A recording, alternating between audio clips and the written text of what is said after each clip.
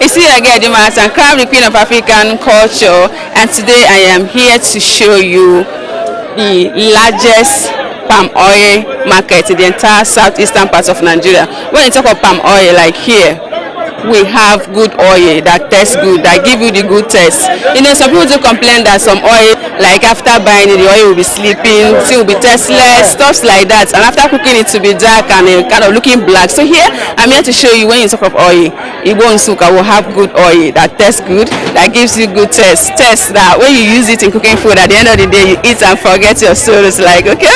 But here we'll have oil that they say this is oil that they use in cooking okpa, particular soup that is very nice. When you talk of oil, for good soups, when you talk about egusi soup or bono soup, you know, these are the soups that we cannot do without using oil. So I'm here to show you where you can get good oil that tastes very nice. So if you take a look at here, you see that this is the market that they sell oil, the largest market that they sell palm oil in this entire southeastern part of Nigeria.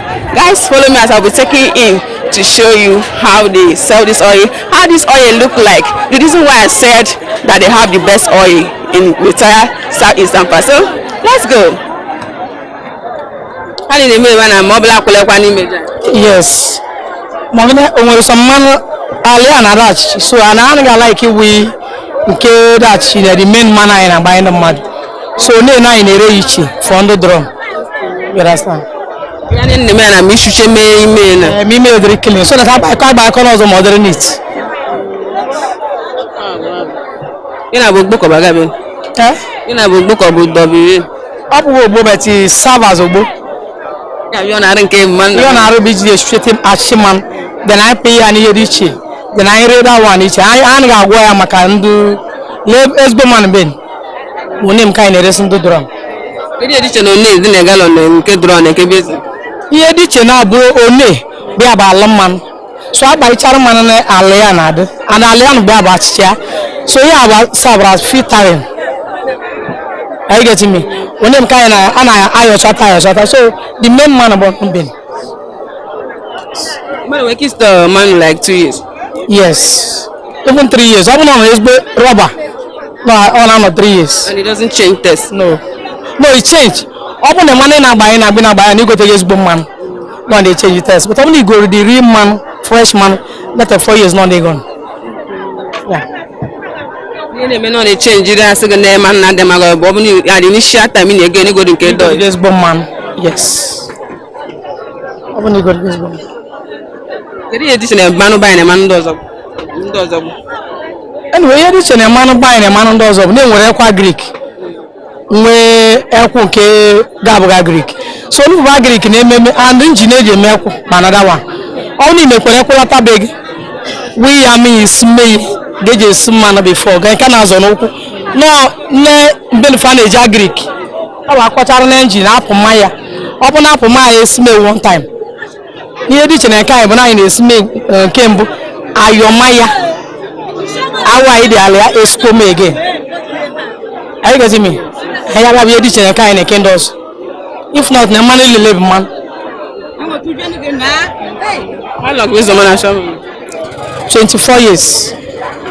24 years. Though I'm the house of the Benue State. As one of 3 children graduates from this man. From this man? Yes. This is 24th year.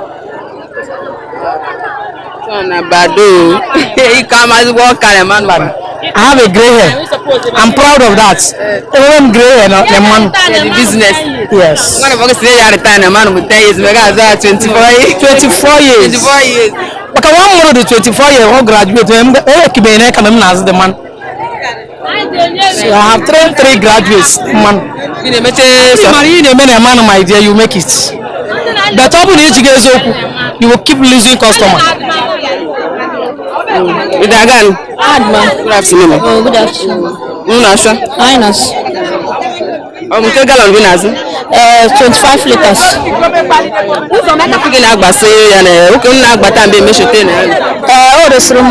These 2 so I just read I retell this one. I gonna make sure go bona mara go ulobne. Yene juye na then robo one yudi. Yena 10 yudi. 10 when you juye nka. Gere gi fugari abawa o temi chaze aso manu. Since 2015. 15. Yes. Gabu gaya bu manu do ga manu bai ne manu ozo na dbago. Beji aso ne manu bai do. Manu Nsukka bụ na number 1 no nwere nke ji ata na especially manu bolo. Manu bai bụ gbaje be na igerile go manu bolo mani kwa ileg. Igerile ge ni kwa ileg. Igerile na bụ test and see. Oraru ji ha, oraru ji manu. Ozo go mo raru ji. Na ni de no raru ji. No jeji mbeji manu bolo yesere na. Wo sukpo ni ngori mana lile bo soba. Gede gun ja eji dokote na negalo na ga afole. Anyị na-ebe ta afọ 3. Ya bụ ihe nke anyị ga-adị n'iche. Na ọ bụrụ mmanụ ndị ọzọ n'idome ehe n'afọ mgbafa na ụma na fiber nwere ike ịba. Mana ebe mmanụ bai na-anọ 2 years and 3 years. Oge na-eme. Oge na-efu na-eme. Na ọ bụ ha afọ ọbụgọ bụ. Anyị na-edo ndị mmanụ bụ ọ bụ na mmanụ akọrọ na-ebutere nke doro. Oru na mgbe ife a na-emete ya bụ n'oge ụkpọbara around May, June. Na edore storage dore mgbe fa store oru mgbe fa ọkọza na anya efu terezi. Na-emeche webili mgbe dị iche iche. Anyị na-eme ma Sokoto ma Niger ma Abuja Anambra nwegị mgbe na-efu worldwide. O wee mere efu ya asa anyị vute n'ige na ọ bụ one way. Asị na mmanụ bai dị ezigbo ebe m na omerite ego efu mmanụ ọ bụ ezigbo ejigbo mgbe ọzọ afụ n'ihe dị iche na nke bai si meme bịa m. Ọ na-ebudo kwenu sample na bụ na eme fashion dị na ha na-ere gbafọra n'ọrụ oshi ya ahụra ji owo lekotere ọnọdụ. Darling mama, I try not to. Let me take you around. When you talk of palm oil, Igbo Nsukka palm oil, here we have good oil that gives you good taste after cooking. Here we have, take a look at them. Yeah, they supply different places, they sell different places because they have good oil. Some people say that when after using oil to cook, that they will buy some oil, use it to cook, and you find out the soup doesn't have taste. It tastes bad and have one kind of aroma that doesn't give that soup good vibe. But here, we've been able to find out that they have good oil that doesn't sleep, that tastes very nice. So let's come, let's go. You can see that they have a lot of kegs here, showing that they send this oil different places. They transfer this oil different places. Some of them say they send to Sokoto, Niger, different kind of different places. They supply this oil different places, showing that they true they have good oil. Because if it's not good, those people will not be looking for it. So you look, they're more busy doing the business, selling it in a good quantity, supplying it, showing that they have good oil that tastes very nice. So let's go. Okay, I'm here to take you around. Good afternoon, man. Oh, Idaga. Good afternoon, man. Oh, Idaga. No, Nasha. I am Azikwa. No, Nasha, man, yes, ya be jimaram. Ya be jimaram. Yes. Aga be manu bind. Ibe na asị gị na mbọzọ nwechiri manu tele. Gịrị ga manu bind. Manu bind the sound eji amatu. Manu alụ Nsukka. Ezigbo mmanụ amara ama ya ka imoyi ọtara m ihe ọbụla ọbọkpa bi ji esi iwe obi nọ ka igwe ọrụ na alọ anything ji esi o nwere sound ọ maka na test ezigbo oyi o nwere mgbụrụ abịa test gị na-ewe sigburu nri n'onwe mana ọbịa wesigburu nri ọgbaji ojii ọ ga-enwe ego a na-ekpo ha na abụghị mmanụ ndị anyị na ndị mmanụ ndị anyị dọrọ kedu eke dị iche na onugbu ndị na-ere na galọn ndị na-ere na bezin oke ihe dị iche m na-eke na alụgwa Hausa ma ndị bezin na-ata like ndị na-ego na-ere m ịghọtago ha mmiri chọrọ oshishi nri ije na bezin je gote ya na onye chọkwa mmanụ na mbe nwere ike ime n'ọm supply yes anyị na-eme hom ọ bụrụ Abuja ọ bụrụ Lagos ọ bụrụ Kano ọ bụrụ Jos anyị na-eme only quantity onye ọma chọkwala yes ezigbo mmanụ kedu ngwere ji ama mmanụ ga-abụghị mmanụ bai okay guys ama ba anyị test mmanụ ire mmanụ Imo na-agba agba n'ọnụ ma mmanụ bai anaghị agba agba n'ọnụ mmanụ bai the sound ọ na-asụ ụsọ n'ọnụ iti ya n'ọnụ na mmanụ mmanụ bai mgbe na-eji ụkwụ azụ mmanụ mgbe ha anaghị eji injin eme nwọsị na gede ehi nwere ịkọwa na ihe mere bụ na nke jiri ụkwụ ya azụ dịkọị mana ọ bụrụ ha na-eji enweta nke jiri ụkwụ ya azụ maka na ha na-akama n'ọgara ha na-achọ ka ihe na-aga n'ịka na ehe n'ebe na nweta nke ji ụkwụ na azụ na ọ na-enwe ekpere yoyoyo ama Where did you test me was Ndị na-adụ so ekere ya bụ mara ma ga ekere manụ na-adọnụ ihe ya na-eje ọhụrụ ahụ ala ikpofa. Darano mama, darano. Like you working for manu buy na doro manu buy ndo manu obodo ọzọ mbe na adịghị mi were anya mara no na nke buy na nke mbe ọzọ kam ichira no. Yes, even like married like that, you want to keep man and you're going to me test and test that different. You can make off good more or the ocha. No, coffee, but only like no ocha. But even the case when you go on the cable, now you never know not for the same test. Yeah, be different on it. You work your go or the car feature. Not all beg each other, Boga. One you never know when you test each other in my edition. Hana not to be teaching no ya gwa no buff you know the line the best na come like that. I'm different. I don't know mama. That try go take you but go be got can send the man come here reduce go money marriage price in the right no mind. That is different of me. That okay. Yeah, you're good. Yeah. Okay guys, so I'm here today to show you one of the largest palm oil markets in the entire southeastern part of Nigeria, guys. When you talk of palm oil, yeah, this is Obolo palm oil market. Like it's one of the largest markets that they sell palm oil, good oil. That people come from different places to buy oil. When you talk of good oil, we'll have good oil here. When you talk of oil that can use in cooking food for your events, occasions, any kind of occasion, any food at all, they have oil that have good taste, that tastes very good. So I'm here live to show you why they call this place one of the best place that they sell good oil, that doesn't have color, that doesn't miss anything inside. So let's go. Alright, so as you can see, they're all busy with their market activities. Some of them say they send to Sokoto, some of them say they send to Niger, they send to different places to show you that they have good oil, that has good taste, that tastes good. Then after using it, you testify that yeah, we have good oil. Yeah, so let's go. Alright, so please don't forget to follow me on my social media handle, Facebook, Instagram, and subscribe to my YouTube channel as well. So I'll be bringing you good content that will be adding value to our life. Let's go. Mama Dagan at the Pamoy. Where'd you marry? Hambo. Onye go man and we go to the customer man. Go man. Okay, man, we go to the customer. The customer Dara Shangani go to him man. Yes, when I be Abuja. How? Abuja Abian. Abuja West Abuja. Oh wow. Go man, the customer can make a go man. I got been a young man. I'm not Yana have no member more than more. Then I got them more. No, but man, no, just soap. No, I'm not Papa in the good to man of the Hannah. I'm not Papa in the good and Dr. Papa in the good. Now I go be up in the home and a good thing. Mam Dr. Papa in a good thing. And go to the and I have a life every single Dr. Abuja. Oh, man, live your soap.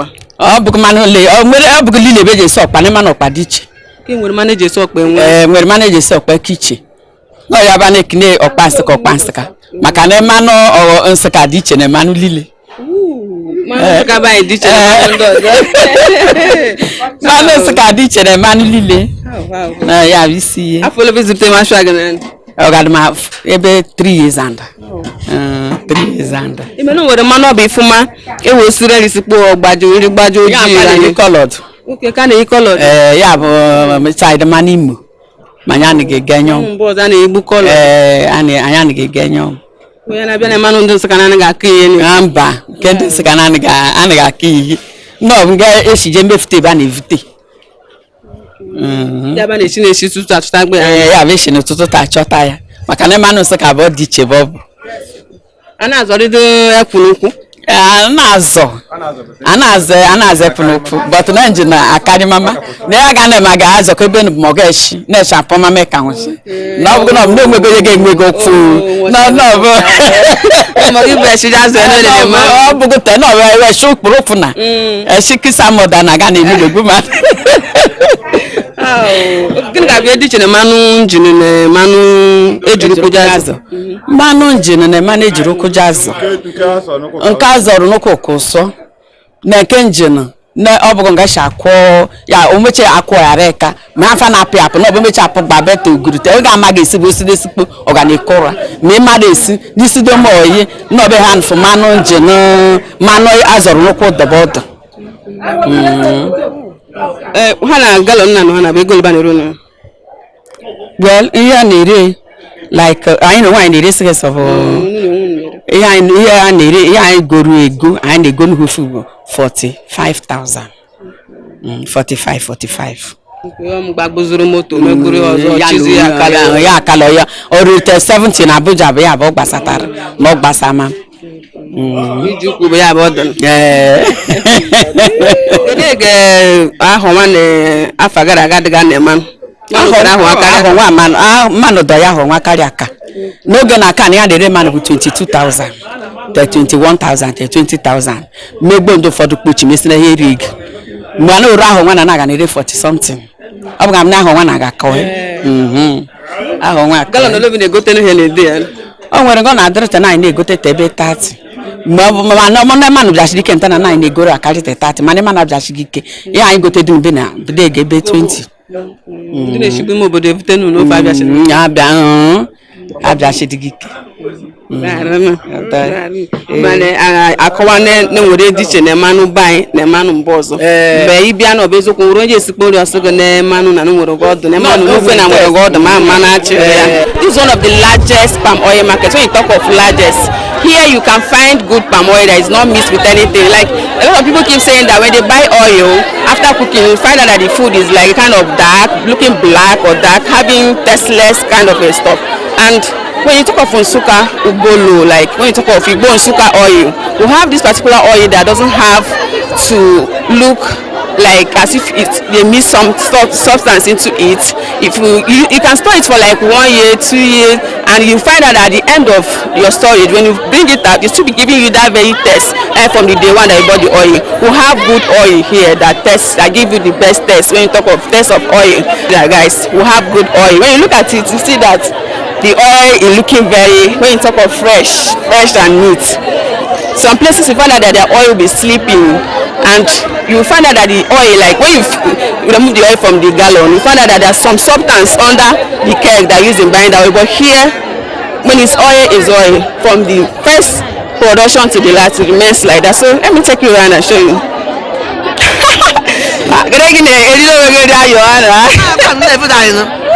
Dagan anyị dụkwa anyị asị ndị mmanụ Igbo banyị mmanụ Igbo Nsukka banyị bụ ezigbo mmanụ dọ ya bụ anyị si ma rute meleke ntana anyị bụ kọfam ọ bụ ezigbo mmanụ ka anyị na-ere anyị adịghị eme isi mmanụ eme isi mmanụ abụ mmanụ na-eku ụra mba ọ mmanụ emere ọfụrụ gị ya mgbe ọ bụ ihe sịgị na mmanụ na ọbụ esigburu nri gbaji ojii ga na-eji ga-enwego test mba mmanụ anyị bụ ezigbo mmanụ ka anyị na-ere anyị adịghị eme wayo kedu gị ji ama mmanụ nke azọrọ nnukwu na nke ejiri njin jeme mana azọ nnukwu na test a na onwe sent ọ na-enye gị onwe test ọ na-enye gị ya ezigbo mmanụ ka anyị na-ere ọ na-ekwura ọ dị ekoro anụ cheka anyị kwudekọrọ okwu mmanụ anyị bụ great gere mgbe na-eji edo ya bụ storage gere mgbe na-eji edore mmanụ a na-eji edo mmanụ storage bụ as from March April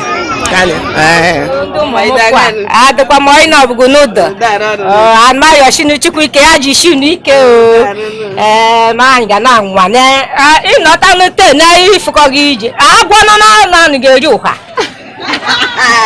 na-abịa ifụta ị ga na-anwa ikete echi eze isi oke nne gị iji eri na-asa bụ nwachi bụrụ ụtụtụ na ụbụrụ iji ekwe ekele m n'odarụ n'ichọ chukwu okwu ịnọtagharị gị ihe niile na-achọ chukwu okwu maka na o nyere gị isi ike ashwa manụ mgbe m na-azụkwa ote emela azụrụ ma zụta aga m zụtara ya te mgbe obodo na ihe ọmụ tin galọn na na-emebetele gị be m zụbatara abịa ka shofụtara be m lara mbọ m na m na-alachitere m bịa kpanụ nwa mmanụ m na-evije na eme na-ewebi m na Abuja ọbịa bịa m na-arụ nwọchi